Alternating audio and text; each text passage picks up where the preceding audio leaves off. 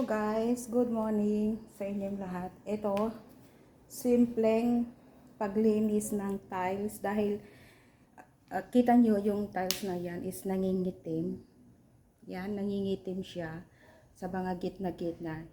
So, yan is yung mga dumi. Kapag nagmamap tayo, diyan sumisiksik yung mga dumi. Kaya ang gamit ko ngayon yung sponge lang. Sponge at saka plain na tubig. Yan lang siya. Walang halo nito na kahit na anong sabon. Ito lang. And then, ito siya. Di ko lang alam di ko lang alam basahin kasi Chinese. So, ang ginagawa ko, kinukuskus ko siya lang ng ganito. Eto, natapos ko na nakuskus ito, yan. Pero yung mga iba, talagang as in na hindi ko talaga matanggal kasi ano na siya, medyo malalim yung ano niya, yung putas, kaya hindi maabot yung sponge. So hanggang ganyan lang. Pero ang ginagawa ko, kasi hindi naman ako masyadong makapag knee down dahil syempre sobrang sexy na tayo. So, ang ginagawa ko, yung paa ko. Yung paa ko ang ginagamit ko. Kasi kung lagi kang tawag doon, yung knee down. Ano ba tawag doon? Sa Ilocano is parintumang. Nakayuko. Na ginagamit yung tuhod dito sa simento na pinang-ano mo. Nangingitim yung tuhod, kaya ayaw ko naman kahit papano, kahit maitim ako, kahit papano hindi naman sobrang itim yung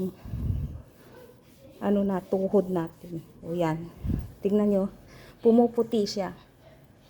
O yan, tingnan nyo, diba, ang puti na niya. Ganyan lang ako maglinis, ganyan kasimple maglinis. O tingnan nyo, nangitim na siya. So yan yung dumi na dumikit sa mga gilid-gilid ng mga marble tiles. Yan. Ganyan lang siya. So, abutin tayo ng nito, 2 oras o depende sa dumi nito. Buong bahay ito, buong sala, simento, kusina, ang linis kong pagganyan. Yeah. So, ayan guys. Magpapawisan tayo. Linis-linis muna tayo.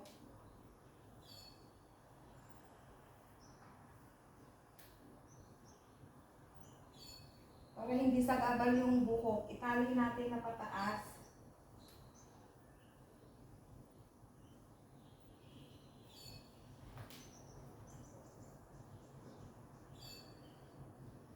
Ganun lang siya. Hindi yung sponge natin. Linis-linis lang tayo.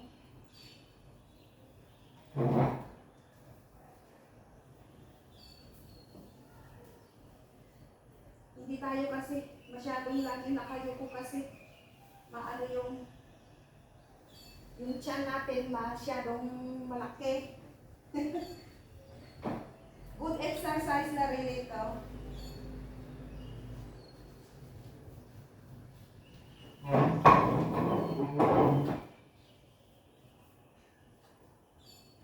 Ganito lang ako kasimple maglinis ng ng tiles.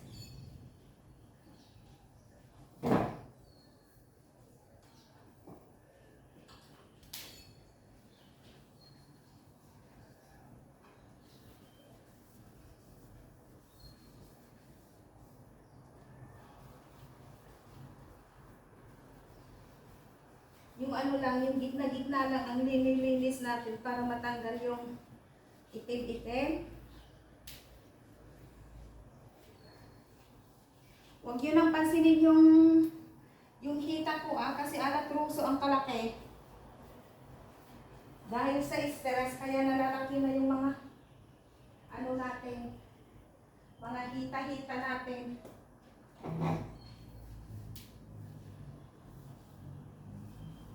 Pwede lang pangpalapal sa mangga. Hulog lahat.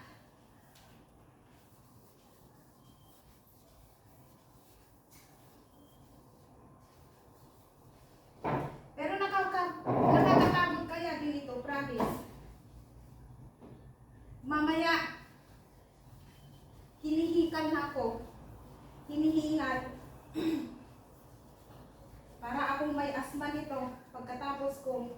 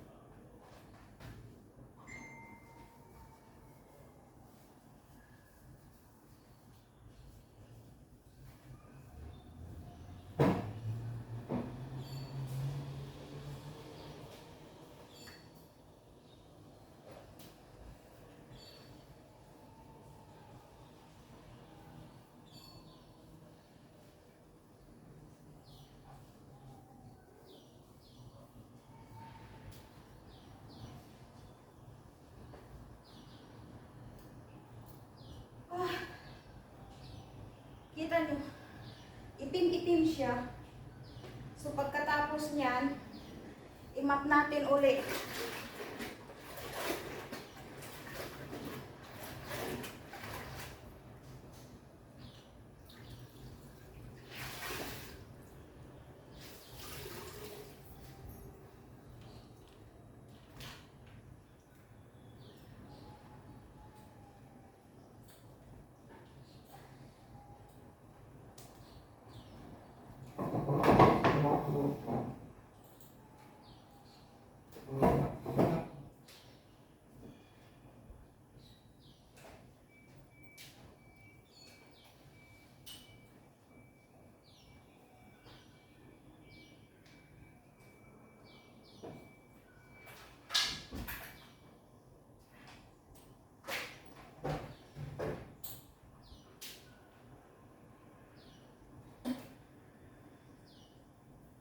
Pero yung paggagamit ng yung sponge na yan, I think sa yung 3 months, isang beses ko lang yan ginagawa.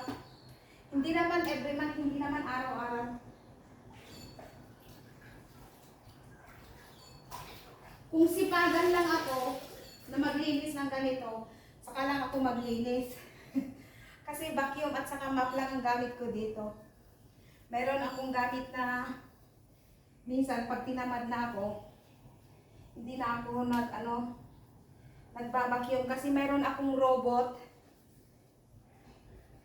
na gamit kaya mabilis lang ako maglinis.